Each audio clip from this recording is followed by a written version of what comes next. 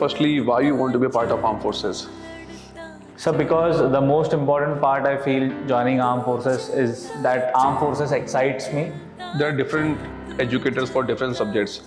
So which of the following educators basically जिनको आप follow कर रहे थे अनअकैडमी पे फॉर योर प्रिपरेशन? जो सबसे बड़ा सवाल है, अभी 21 अप्रैल को एनडी का भी एग्जाम है, सीडीएस का भी एग्जाम है, तो कभी जैसे आपका ये सपना था तो और भी बच्चों का है जो 21 अप्रैल को बैठने जा रहे हैं।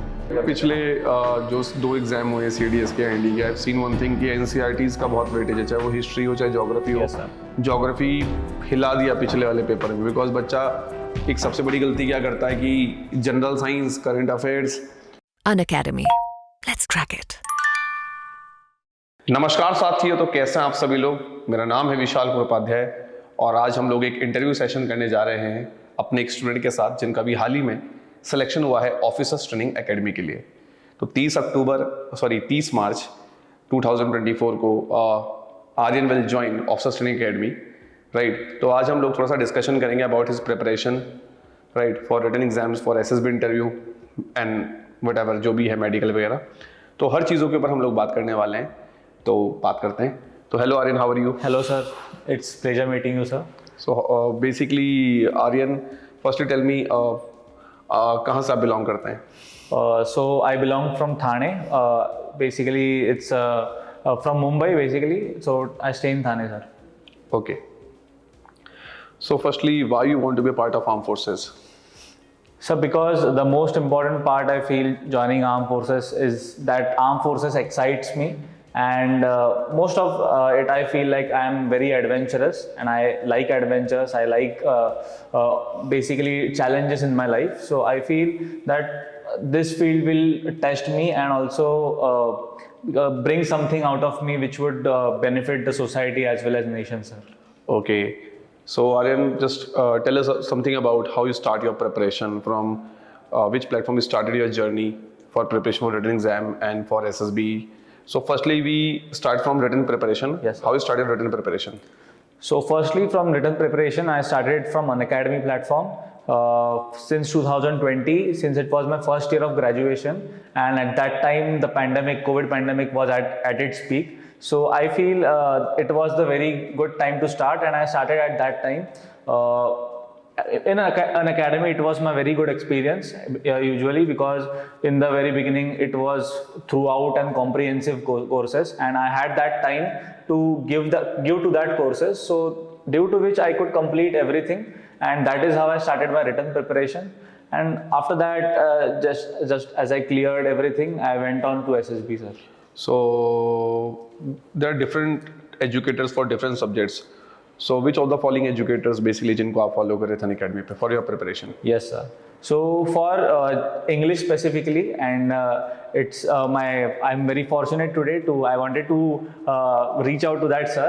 For English I followed Siddhant Sharma sir, who has been like very much consistent through his like teaching, and I liked his lecture because of his determination. The time phase he was in, it was a bad phase in his life.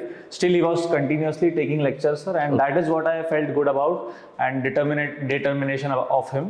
So, Siddhant Sharma, sir, for English, and for other GS courses, I followed you, sir. Okay, nice. So now, basically, I want to ask one thing, that you cleared your SSB interview in your first attempt. Yes sir. Right. In fact, मैंने कई बार SSB दिया, मैं कभी recommend नहीं हुआ. So just tell me something about your SSB experience, right?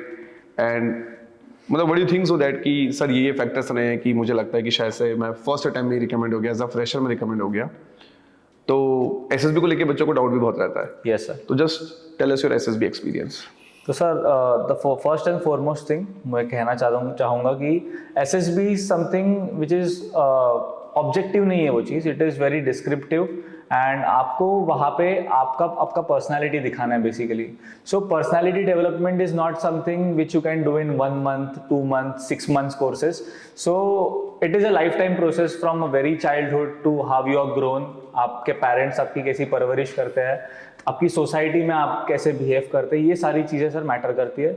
So I feel for SSB preparations I only kept one thing in my mind, that मुझे first attempt में होना है, ये सारी चीज़ें मेरे दिमाग में नहीं थी। बट मैंने एक चीज़ डिसाइड कर ली थी कि अगर मुझे एसएसबी में या फिर आर्मी ऑफिसर बनना है तो I should have that qualities होनी चाहिए। क्वालिटीज़ ऐसी होनी चाहिए जो एक मतलब एक अच्छा आदमी होना चाहिए basically. So I kept those qualities and मेरे पेरेंट्स को इसका मैं बहुत ज़्यादा क्रेडिट देना चाहूँगा सर, कि उन्होंने जैसे बचपन से मुझे हर एक चीज़ पे टोका, उन्होंने रेस्ट्रिक्शंस लगाई, उन्होंने मतलब बहुत सी चीज़ें, जब एक छोटा बच्चा नहीं चाहता है कि यार मेरे पेरेंट्स मेरे साथ ऐसा बिहेव क्यों कर रहे हैं, बट आज मैं ये चीज़ दावे के साथ कह सकता हूँ सर कि मेरे पेरेंट्स ने मुझे वैसे इन्वायरमेंट में ढाला, इसीलिए मैं एक राइट ट्रैक पे रहा सर। एंड पेरेंट्स का इसका बहुत ज़्यादा कंट्रीब्यूशन मैं देना चाहूँगा। सेकेंडली सर, एसएसबी के बारे में मैंने जब स्टार्ट की प्रिपरेशन, तब इट वाज आई नो कि लोग क्या करते हैं, लोग डायरेक्टली इंटरव्यू की प्रिपरेशन स्टार्ट करते हैं। मुझे पता था कि एसएसबी में first stage is PPDT, screening test. So screening is something, उसमें बहुत ज़्यादा एफर्ट्स एंड हार्डवर्क तो ज़रूरी है, बिकॉज स्क्रीनिंग ऐसा पार्ट है जहाँ पे आपको पिक्चर्स दिखाई जाएंगी, आपको स्टोरी लिखनी है, आपको बोलनी है, आपको फिर ग्रुप डिस्कशन करना है। OIR ऐसा पार्ट है। OIR एक बेसिक इंटेलिजेंस टेस्ट है, नॉर्मल टेस्ट है, जो कोई भी कर लेगा, नॉर्मल इंटेलिजेंस वाला बंदा।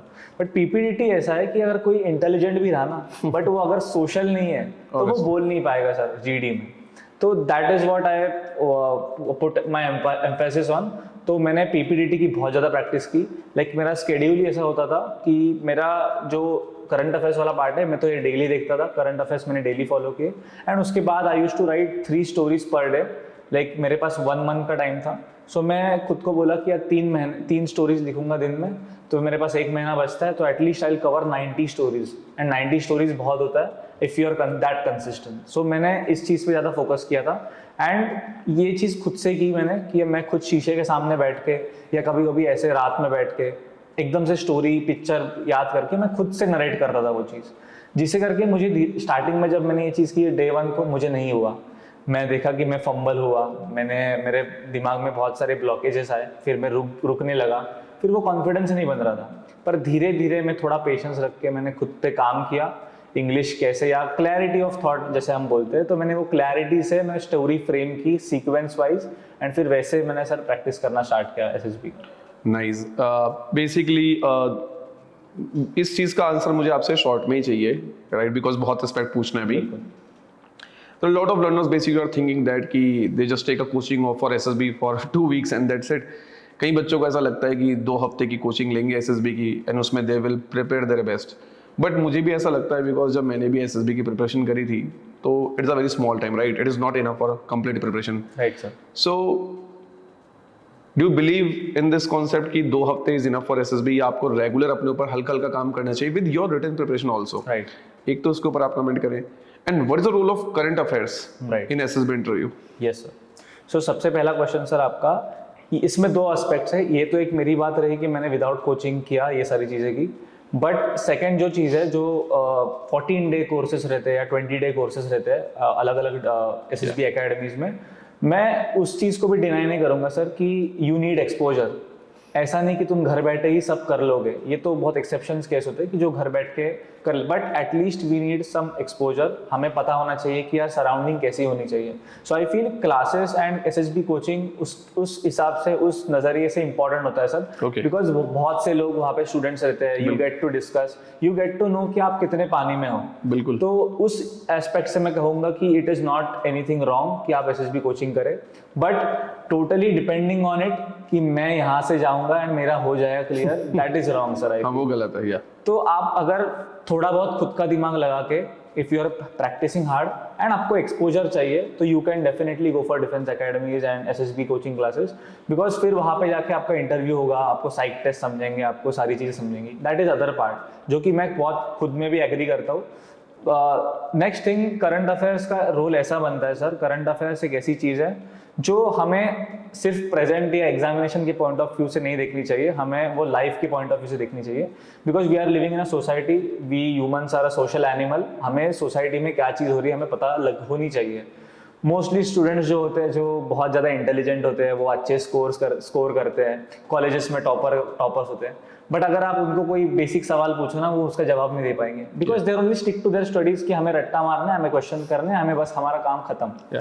तो that's why I feel sir current affair बहुत इंपॉर्टेंट है। मैंने मेरे करंट अफेयर्स के बेस पे अगर मैं कहूँगा जो मुझे overall knowledge I, and current affairs मुझे सिर्फ उस नॉलेज बेसिस पे नहीं, मेरी पर्सनालिटी भी बहुत ज़्यादा डेवलप कर गई। बिकॉज जब मैं 10 लोगों के बीच में बैठा वहाँ पे ड्यूरिंग ग्रुप डिस्कशन, मेरे पास वो करंट अफेयर्स के वो वाले एस्पेक्ट या वो वाले पॉइंट्स थे जो उन बंदों के पास सिर्फ पढ़ने वाले पॉइंट्स थे। मेरे पास वो अलग पर्सपेक्टिव था, बिकॉज मैं करंट अफेयर पढ़ के मेरा खुद का ओपिनियन बन चुका था सर। एंड जो आपने सिखाया करंट अफेयर्स में कि we have to think something out of the box, आप में कुछ तो एक स्पेशल चीज होनी चाहिए सो दैट सामने वाला समझे वो चीज। तो इसीलिए सर मैं करंट अफेयर्स को बहुत इंपॉर्टेंट मानता हूँ। Right, nice, okay.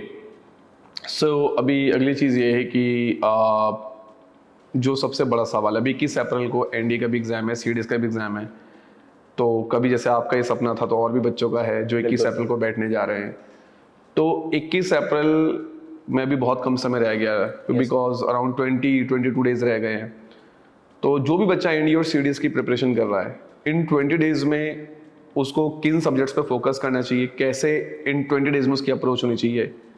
Yes sir, सो 20 डेज मैं कहूँगा कि ज़्यादा टाइम तो नहीं है।